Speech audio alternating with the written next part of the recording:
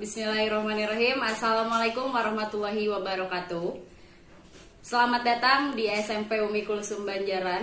Sebelumnya saya ingin memperkenalkan diri saya.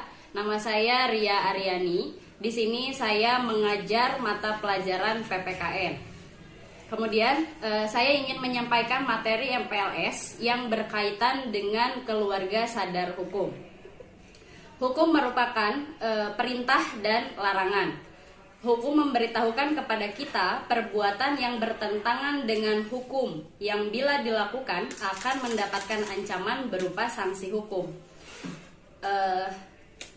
Indonesia adalah negara hukum. Untuk itu, semua warga negaranya harus mentaati semua peraturan yang berlaku di Indonesia sesuai dengan Pancasila dan Undang-Undang Dasar 1945. Bagi warga negara yang melanggar peraturan hukum tersebut akan mendapatkan sanksi atau hukuman sesuai dengan apa yang mereka langgar.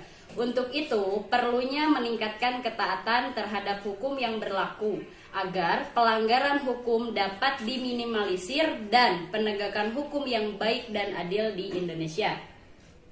Sebelum adanya proses penegakan hukum yang baik, pada umumnya orang dapat berpendapat bahwa kesadaran hukum yang tinggi mengakibatkan para warganya mematuhi ketentuan-ketentuan hukum yang berlaku. Sebaliknya, apabila kesadaran hukum sangat rendah, maka derajat kepatuhan hukum juga tidak tinggi. Untuk meningkatkan ketaatan hukum, maka warga negara harus memiliki kesadaran hukum yang tinggi.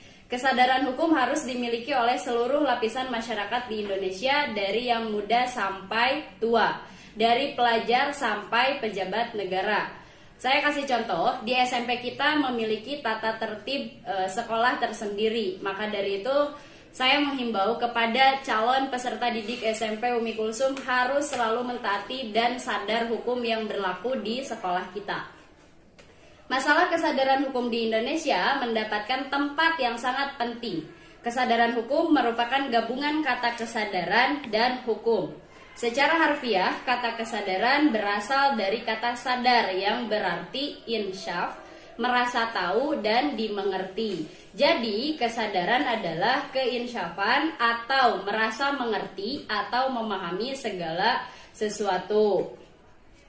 Peraturan tata tertib merupakan sesuatu untuk mengatur perilaku yang diharapkan menjadi pada siswa yang diharapkan terjadi pada siswa.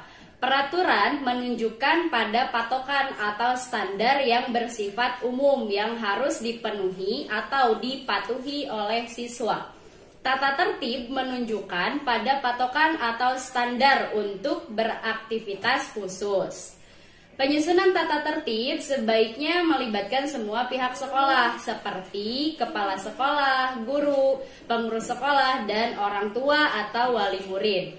Keterlibatan siswa dalam penyusunan peraturan tata tertib sangat penting karena mereka merasa membuat dan memiliki peraturan tata tertib sehingga akan melaksanakan peraturan tata tertib tersebut dengan sebaik-baiknya.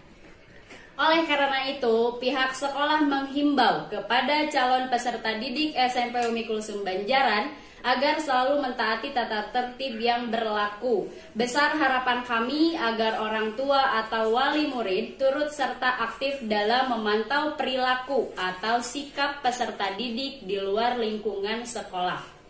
Terima kasih untuk perhatiannya. Sekian dari saya. Tetap patuhi protokol kesehatan pemerintah, jaga jarak, dan selalu memakai masker. Semoga kita selalu dalam lindungan Allah Subhanahu wa Ta'ala. Amin. Assalamualaikum warahmatullahi wabarakatuh. Selamat datang di SMP Umi Kulsum. Perkenalkan, nama Ibu Desi Agustiani. Ibu mengajar mata pelajaran Ilmu Pengetahuan Sosial atau disingkat IPS, meneruskan tentang materi yang disampaikan oleh Ibu Ria Aryani, yaitu tentang kesadaran hukum. Kali ini Ibu akan membahas tentang bahaya narkoba. Sebagai generasi muda, kalian ini rentan akan bahaya narkoba. Apa itu narkoba? Narkoba adalah singkatan dari narkotika, psikotropika, dan bahan adiktif berbahaya lainnya. Dan juga di sini narkoba itu bisa menimbulkan ketergantungan atau adiksi fisik dan psikologis. Nah, penyalahgunaan narkoba dan obat-obatan terlarang di kalangan generasi muda dewasa ini kian meningkat. Maraknya penyimpangan perilaku generasi muda tersebut dapat membahayakan keberlangsungan hidup bangsa ini di kemudian hari. Karena pemuda sebagai generasi yang diharapkan menjadi penerus bangsa, semakin hari semakin rapuh digerogoti zat adiktif penghancur saraf ya. Sehingga pemuda tersebut tidak dapat berpikir jernih. Akibatnya generasi harapan bangsa yang tangguh dan cerdas hanya akan tinggal kenangan. Makanya Ibu istilahnya mewanti-wanti, memperingatkan kalian sebagai generasi muda agar jangan coba-coba untuk mengenal atau mencoba atau hanya sekedar ingin tahu atau mencicipi tentang narkoba ya. Karena kalau dirata-ratakan usia narkoba ini adalah usia pelajar, yaitu berkisar umur 11 sampai 24 tahun. Nah, di sini narkoba itu kan singkatan dari narkotika dan obat-obatan terlarang ya. Ada juga istilahnya nafza. Nafza itu singkatan dari narkotika, alkohol, dan zat adiktif lainnya atau obat-obatan terlarang. Kenapa sih harus ada narkotika di situ ya? Narkotika itu sebenarnya bahan untuk istilahnya obat bius, obat penenang untuk pasien yang mau dioperasi gitu kan, bukan untuk dikonsumsi oleh kita yang dalam keadaan sehat hanya untuk sekedar coba-coba atau ya. Nah, di sini sebenarnya berbagai macam narkotika di dunia ya. Kalau dipaparkan satu-satu jenisnya sangat banyak nih ya. Nah, di sini narkotika ini juga zat atau obat yang berasal dari tanaman atau bukan tanaman. Sebaiknya kalian sebagai generasi muda menghindari mencoba untuk istilahnya mencoba narkoba ya, karena ada undang-undangnya, yaitu Undang-Undang Nomor 35 Tahun 2009. Lalu di sini juga nah, ada juga berbagai jenis narkoba. Hati-hati kalian dengan berbagai jenis narkoba ini. Ada ganja, morfin, kokain, dan lain-lain. Nah, tadi Ibu sebutkan narkoba itu berbahaya. Apa bahayanya, Bu? Bahayanya jika kita ketergantungan, kita akan terus ingin, dan nanti akan terjadi keadaan sakau. Nah, di sini lalu Bu, kenapa sih ada orang yang memakai narkoba? Penyalahgunaan narkoba banyak faktor. Satu, terbiasa hidup senang atau mewah ya. Orang yang biasa hidup mewah kerap berupaya menghindari masalah yang lebih rumit. Lalu lingkungan sosial ini pergaulan juga ya. Nah, di sini juga karena ingin tahu misalnya ya tadi. Nomor 3-nya ada kesempatan. Karena orang tua sibuk mungkin ya, dan kurang kasih sayang dan sebagainya. Dan juga yang keempat, sarana dan prasarana.